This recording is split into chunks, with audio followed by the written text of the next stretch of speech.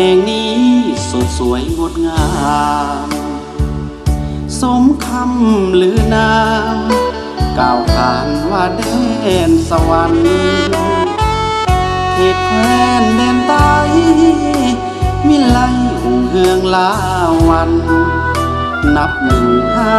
ใสเทียบทันสวยงามตาการนครปากเซ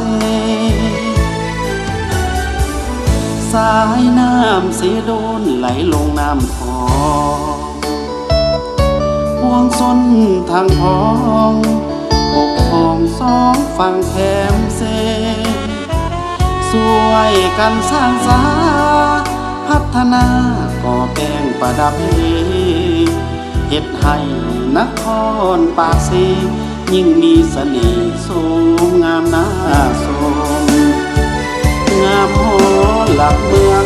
เลื่องเลื่อมสูงเด่นเพียงฟ้างามเดดวงดอกจำปาประดับประดา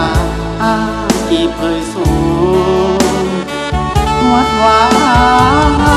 มประติมากรรมสวยงามน่าชม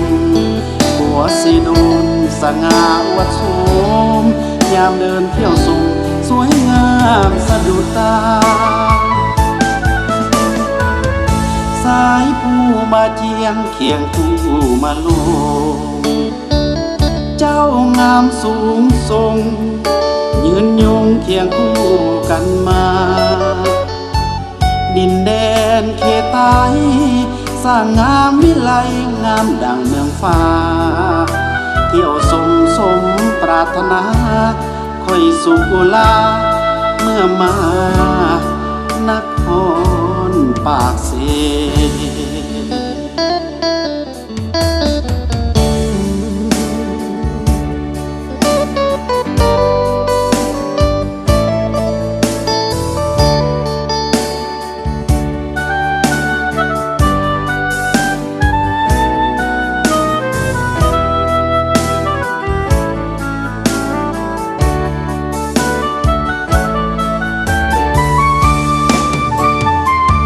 งามหอ